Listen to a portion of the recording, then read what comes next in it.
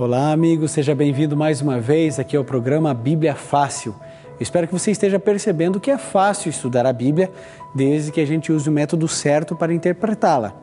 Vale muito a pena a gente lembrar que a Bíblia se auto-interpreta sempre. Então, a metodologia correta é essa, a Bíblia explicando ela mesma. Você percebeu que, embora seja fácil examinar as Escrituras, um pouco aqui, um pouco ali, a gente vai entendendo o tema, a gente também descobre que os assuntos são complexos e mexem com a nossa estrutura emocional e espiritual, porque nem sempre aquilo que nós cremos é aquilo que a Bíblia diz. E aí então há um processo de mudança e esse processo gera algum desconforto, não é fácil, algumas pessoas aceitam com mais facilidade, outras não, mas vale muito a pena nós estudarmos e remodelarmos nossa maneira de crer e de agir diante das coisas espirituais. Afinal de contas, ela é o nosso livro de cabeceira, é o livro amado que todos nós queremos. Viver sempre de acordo com os preceitos dela. E hoje nós vamos falar a respeito de graça. Uma palavra que a gente usa tão abundantemente quando a gente estuda a Bíblia. Mas o que de fato é graça? Eu acho que para ilustrar a graça, a melhor coisa que eu poderia trazer aqui é um presente. Presente assim, é quando você recebe algo não merecido de alguém. Você não merecia, mas mesmo assim você ganhou um presente. E um presente, um super presente, todo especial, belo, bonito, e você recebe. E é tão bom quando a gente ganha um presente que a gente precisa, né? Às vezes a gente ganha presente que a gente não precisa, a gente dá aquele sorriso, que bom, mas não era o que eu estava precisando. Quando Jesus Cristo veio aqui a essa terra nos salvar, Ele nos deu de graça o presente que todos nós necessitávamos, que era a salvação. Mas graças a isso, é um presente recebido das mãos de Deus e nós recebemos mesmo sem merecê-lo. Você quer receber esse presente de Deus? É simples, é só dizer, eu quero. E você recebe a graça, o maior, o mais belo e o mais perfeito presente que o ser humano já pôde receber. Bom, agora nós vamos falar um pouquinho a respeito da salvação pela graça e eu quero apresentar para você, mais uma vez aqui, os nossos amigos que estão sempre ajudando, estudando e participando aqui desse assunto, dessa maratona espiritual, onde a gente tem crescido e aprendido tanto. E agora nós vamos fazer uma oração, vou pedir que o Marcos faça hoje, para que a gente possa começar a estudar a Bíblia, abrir a Palavra de Deus. Peça sabedoria para estudarmos esse tema tão importante, salvação pela graça. Querido Deus, nós agradecemos pelo presente que o Senhor nos dá, que é a graça. Teu Filho Jesus vindo aqui nos concede a salvação a qual por nós mesmos não teríamos alcançado. É em nome de Jesus que nós já agradecemos e pedimos. Amém. Amém. Eu quero também lembrar você que está em casa, nas igrejas, auditórios, pequenos grupos, que você pode ter esse guia de estudo. Nós estamos pautando todos os nossos estudos aqui nesse guia, ouvindo a voz de Deus. Você liga para a gente, 27 31 21, nosso código de área, você sabe, é 12, ou se você preferir, você pode mandar um e-mail para a gente, bibliafácil@novotempo.org.br e você recebe. Você manda um e-mail, já coloca ali seu endereço, o CEP, o número direitinho, encaminhamos a você. Se preferir ligar, vai ser muito gostoso poder conversar um pouquinho com você por telefone. Bom, tudo isso dito, agora vamos ver um pouquinho a respeito da salvação pela graça. A primeira pergunta que vamos fazer é o seguinte: como ocorria a salvação segundo o Antigo Testamento? Está em Gênesis 6:8, Salmo 6:4 e Salmo 13, verso 5. São 3 textos para responder uma única pergunta, para ficar bem claro. Júlio, lê para a gente, por favor, esses versos. Porém, Noé achou graça diante do Senhor. Indo para Salmo 6:4, volta-te, Senhor, e livra a minha alma, salva-me por tua graça. Salmo 13, verso 5. No Salmo 13, 5, no tocante a mim, confio na tua graça, regozije-se o meu coração na tua salvação. Ok, então vamos lá, Júlio. Noé achou o que diante dos olhos do Senhor? Achou graça. Ok, vamos lá. Volta-te ao Senhor, livra minha alma, salva-me pelo quê? Por tua graça. Por tua graça. No tocante a mim, confio no quê? Na tua graça. Ok. Então, querido, preste atenção no que eu vou dizer. algumas pessoas ficam equivocadas achando o seguinte, que no Antigo Testamento as pessoas eram salvas pela lei e que no Novo Testamento eram salvos pela graça porque Jesus Cristo veio. Mas não é isso que a Bíblia diz. Eu peguei aqui 3 textos do Antigo Testamento para mostrar que o ser humano sempre foi salvo pela graça, sempre. Vocês se lembram lá do santuário que existia aqui na terra? Lembram-se do cordeirinho que era imaculado, sem mancha, que era sacrificado? Aquilo ali simbolizava o quê? A morte de quem? A morte de Jesus Cristo na cruz do Calvário. Então, a salvação daquelas pessoas era pela graça que viria a acontecer na sua plenitude com Jesus. Aquilo simbolizava Jesus morrendo na cruz do Calvário. Então, aquilo tudo ali é graça. Então, a gente percebe que o Antigo Testamento, as pessoas eram salvas pela graça em Jesus. Nada tem a ver, nunca ninguém foi salvo pela lei de Deus. Se alguém algum dia falar isso para você, diga assim, olha, não é isso que a Bíblia ensina. A Bíblia ensina que nós somos salvos pela graça e apenas pela graça. Ninguém é salvo pela lei, tanto no Novo, Velho Testamento, não importa. O meio de salvação que Deus nos proporcionou é um só. Fomos salvos pela graça. Muito bem. Próxima pergunta. Vocês vão vendo aí, se tem algum comentário, alguma pergunta, pode ir participando. E você que está em casa também, se você tiver alguma dúvida, alguma contribuição a fazer, pode passar um e-mail para a gente, você sabe, Bíblia Fácil, o nome do programa, @novotempo.org.br. Dê a sua participação, vamos juntos crescer e aprender cada vez mais, vai ser muito gostoso ter a sua participação aqui. Bom, salvação pela graça, de acordo com o Novo Testamento, como podemos ser salvos? Efésios 2, verso 8, de acordo com o Novo Testamento, será que a gente é salvo por outra coisa? Vamos lá, Sabrina, você pode ler esse texto para a gente? Porque pela graça sois salvos mediante a fé, e isto não vem de vós, é dom de Deus. Ok, mais uma vez aqui, Sabrina, nós somos salvos pelo quê? Pela graça. Isso aqui é um dom seu, Sabrina? Não. Você é merecedora da graça de Deus? Não. Deus mandou o seu filho para salvar a Sabrina porque a Sabrina é muito especial e a Sabrina merece isso. Não é? Não. Especial você é, todos nós somos, mas nós somos salvos pela graça de Cristo mediante a fé. Isso não vem de vós, isso é um dom de Deus, é um presente de Deus para você, Sabrina, para mim e para todos nós. Pastor, oi, pode falar. O senhor pode explicar assim para mim melhor essa relação entre a graça e a fé? Tem gente que fala a gente é salvo pela fé, mas aí está dizendo claramente, pela graça mediante a fé. Como é essa relação entre a graça e a fé? Então, olha só, talvez a palavra-chave aqui para responder a sua pergunta seja essa aqui, ó. Mediante, o meio pelo qual eu alcanço a graça é através da fé. Então, eu preciso crer. Então, a graça, ela é universal. Ela é estendida, Sabrina, para todas as pessoas, certo? Então, quando Jesus Cristo morreu na cruz do Calvário, ele morreu por todas as pessoas que nasceram e viveram antes dele e por todas as pessoas que viriam depois dele. Então, a graça é universal, mas a aceitação da graça, ela se dá mediante a fé, pelo meio da fé. Então, lembra-se que a gente leu lá em Hebreus 11, verso 1, sem fé é impossível agradar a Deus. Então, isso aqui é muito importante. Então, ali no livro de Hebreus, no capítulo 11, fala exatamente isso.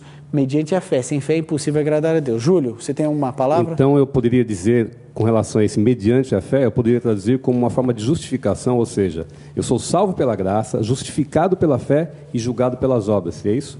Mais ou menos. Nós somos justificados, nós somos salvos pela graça, mediante a fé e julgados segundo as obras.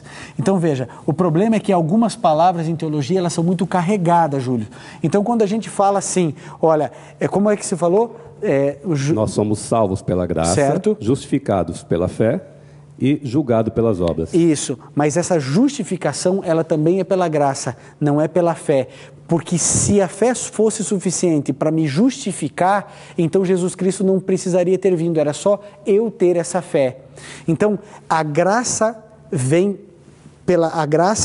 de Cristo, a justificação vem por Cristo, a santificação vem por Cristo, a glorificação vem por Cristo. Você percebe que tudo é por Deus? Todo o processo da salvação, você é perdoado por Cristo, você é salvo por Cristo, você é santificado em Cristo, você é transformado em Cristo. E qual é o elemento da fé? A fé, a Bíblia diz, não vem da gente, é um dom de Deus, então percebe que tudo é Deus. Então a fé, ela não nos justifica. Quem justifica-nos diante do Pai? Jesus. A fé é só um instrumento. Por exemplo, alguém aqui toca algum instrumento musical? Tem alguém aqui que toca? A Sabrina, que instrumento você toca, Sabrina? Passa, por favor, o microfone para a Sabrina. Que instrumento você toca? Piano. Você toca piano, certo? Agora eu pergunto, o piano parado serve para alguma coisa? Faz som? Quando você não está tocando, o piano faz barulho? Não. Então, veja, o instrumento é importante, mas ele sozinho não faz nada. Se eu não tenho Deus, a minha fé, eu posso ter a fé do tamanho que eu quiser. Por exemplo, algumas pessoas acreditam, Júlio, excelente a tua pergunta, perfeita, porque olha só, existem pessoas que confiam muito na fé, mas a confiança nossa não tem que estar na nossa fé, tem que estar em Deus. É a mesma coisa, a gente que diz assim, olha, aquela oração lá daquele homem tem poder. Gente, não é a oração que tem poder, é Deus quem tem o poder. A oração não tem poder nenhum. Se não existisse Deus, para que adiantar orar? Podia orar 24 horas, não ia resolver nada. Então tudo é de Deus, tudo vem de Deus. A fé, a graça, a justificação, purificação, santificação, glorificação, tudo vem de Deus. O meu papel é só pegar esse instrumento e com a liberdade que Deus me deu dizer, eu creio. É só isso. Veja, quando Pedro estava afundando lá no mar da Galileia, ele simplesmente disse, Senhor, me salva. Ali não havia espaço para nenhum tipo de teologia. Olha, será que eu devo? Será que eu posso? Será que é correto? Ele, para ser salvo, ele teve que dizer, eu quero ser salvo. Só isso. Ou seja, olha, é tão simples e tão fácil a salvação, que para você ser salvo, é você responder uma pergunta. Você quer ser salvo? Quem quer ser salvo? Você está salvo. Pode parecer simples demais, mas é exatamente isso que a Bíblia ensina. Agora, uma vez salvo, eu não estou salvo para sempre. Por quê? Porque eu posso hoje aceitar a salvação e amanhã negá-la. Assim como eu posso me afastar de Deus num dia e me aproximar dele no outro. Eu posso estar em um momento salvo e no momento seguinte perdido. Por isso que a conversão é um processo diário, de escolha e da ação de Deus na minha vida. Ficou claro isso para você, Júlio? Muito obrigado. Vamos lá então, próxima pergunta. O que Jesus fez para nos salvar? Romanos 5, verso 8. Cíntia, você que está quietinha aí, bem nesse cantinho, eu queria que você lesse para a gente Romanos 5, verso 8. Mas Deus prova o seu próprio amor para conosco, pelo fato de ter Cristo morrido por nós, sendo nós ainda pecadores. Olha que coisa. Ainda éramos inimigos de Deus, pecadores, filhos rebeldes de Deus, mas a prova do amor de Deus é que Ele entregou o seu Filho para morrer por nós. O que Jesus fez então por mim e por você? Ele entregou o que Ele tinha de mais precioso, que é a própria vida. Sabe, acho que todos nós em algum momento já fizemos alguma coisa que envolveu o sacrifício por um amigo nosso. Ou a gente deu uma carona que a gente não podia dar, ou a gente ficou ajudando ele no trabalho da faculdade, até altas horas da madrugada. A gente sempre faz alguma coisa por um amigo. Mas eu acredito que nenhum de vocês, nenhum de nós, morreu por alguém, porque vocês estão vivos aqui. A gente não morre por alguém. Talvez a gente morra por um filho, ou esteja disposto a morrer por um filho. Mas só quando a gente ama muito, a gente está disposto a morrer por alguém. Às vezes a gente vê cenas de filme que o indivíduo vê que alguém vai atirar e se joga na frente. Já viu essa cena? Como se desse tempo, né? A pessoa, jogou e tal. Alguns filmes a pessoa morre, outros não. E assim, disso é feito Hollywood. Agora, na vida real, você sabe que alguém de fato ama quando está disposto a entregar a sua própria vida em benefício do outro. Aí sim, aí a gente entende que é amor. E o amor de Deus foi comprovado dessa maneira. Jesus Cristo entregou a própria vida para morrer por você, Priscila. Isso não constrange você? Você não fica assim sensibilizado ao pensar que Deus não é um amigo, Deus veio a essa terra para morrer por você? É muito confortante, é muito bom saber disso, ter essa certeza todos os dias, né? Poxa, que bom. Essa é a certeza que você precisa ter no coração. Esse conforto você precisa ter. Você está passando por dificuldades, por lutas, ansiedades. Você olha para trás, vê a sua família se fragmentando. Querido, tem esse conforto no coração. Toda a tristeza, toda a maldade, tudo que é de ruim que está acontecendo contigo, querido, tudo isso vai ter o seu termo, tudo isso vai ter o seu fim. Jesus Cristo está voltando a essa terra, essa é a crença bendita que eu e você temos, e vai ser muito bom encontrar Jesus Cristo quando Ele voltar e trazer essa paz, essa alegria, e todos nós salvos pela graça de Cristo.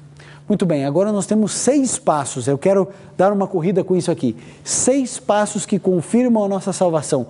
Atos 16, 31 e 4, 12. André, lê pra gente. Primeiro versículo. Responderam-lhe, crê no Senhor Jesus e serás salvo, tu e tua casa.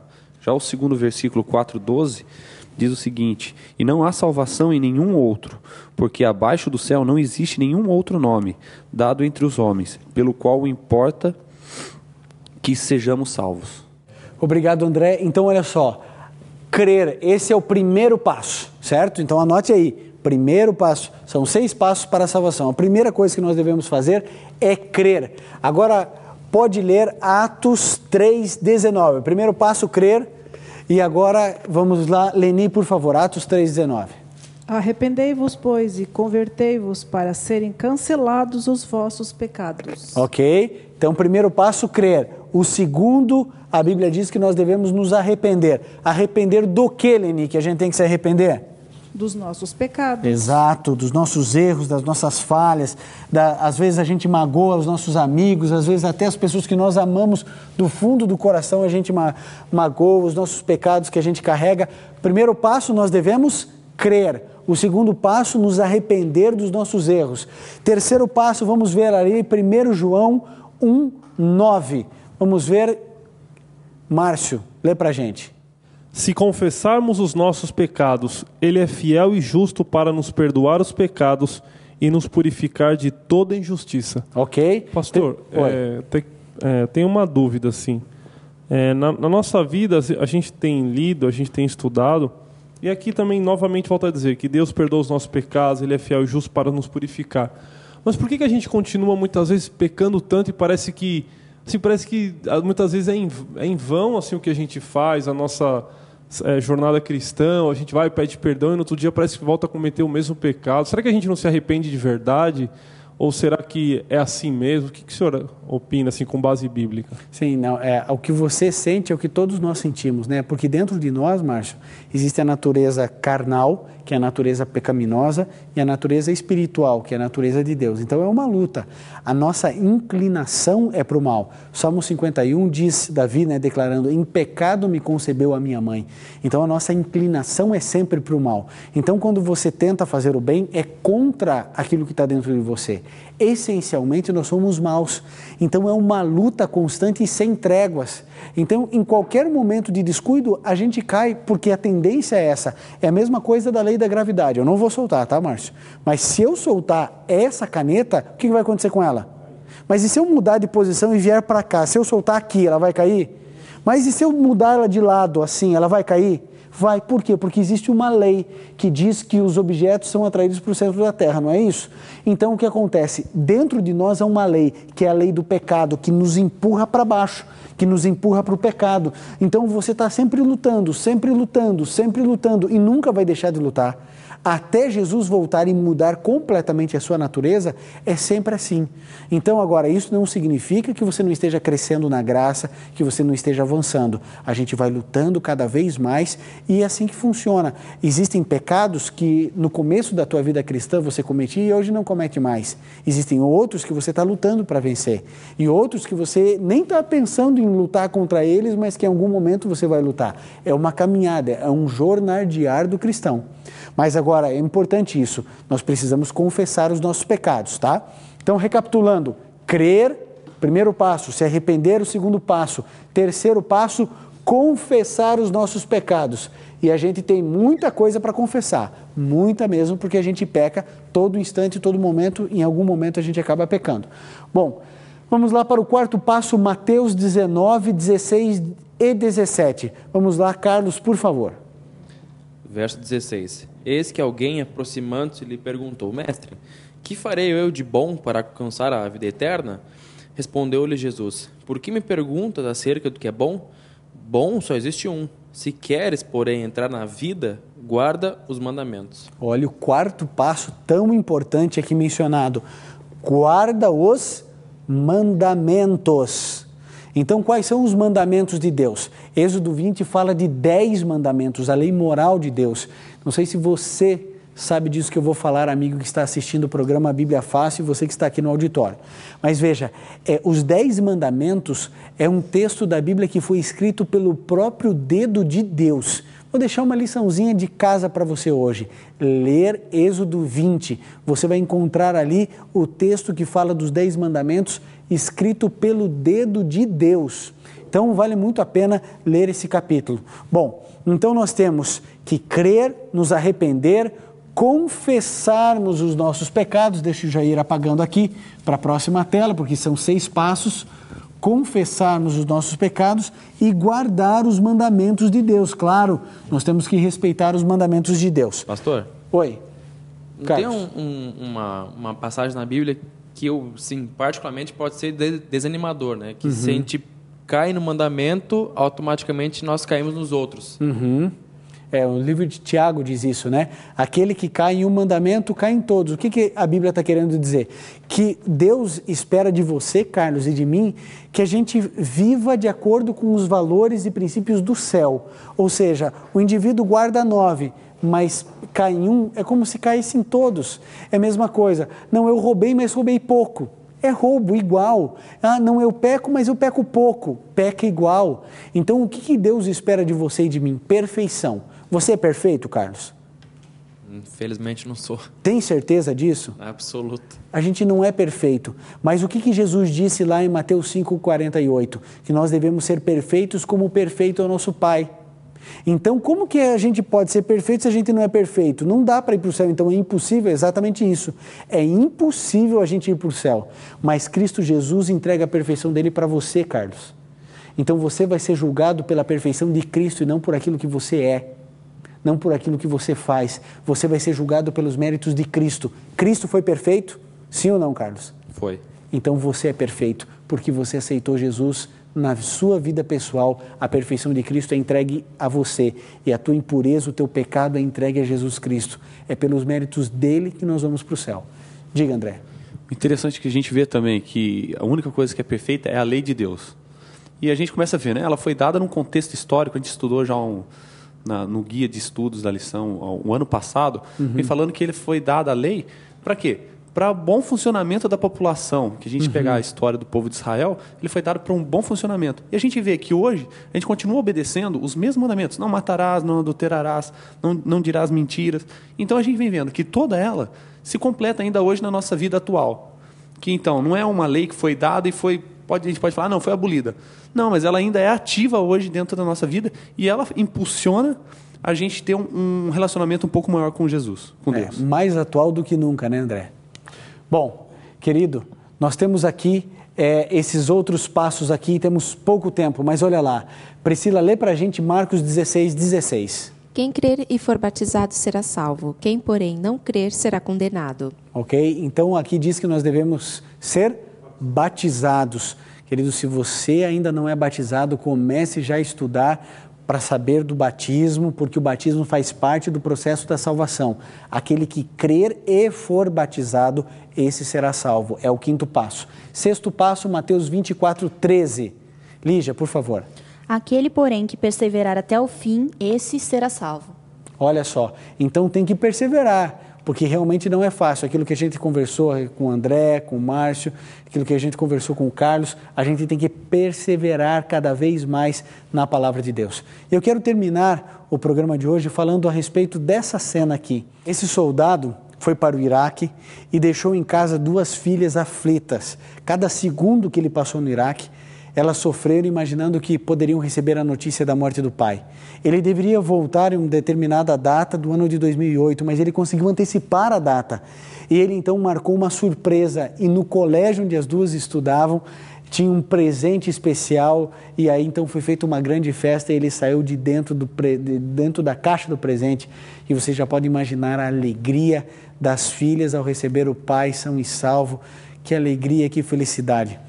Querido, eu acho que a graça é mais ou menos assim, é um presente que a gente não espera, mas que vem das mãos de um Deus que nos ama, que nos protege, que nos promove a vida eterna.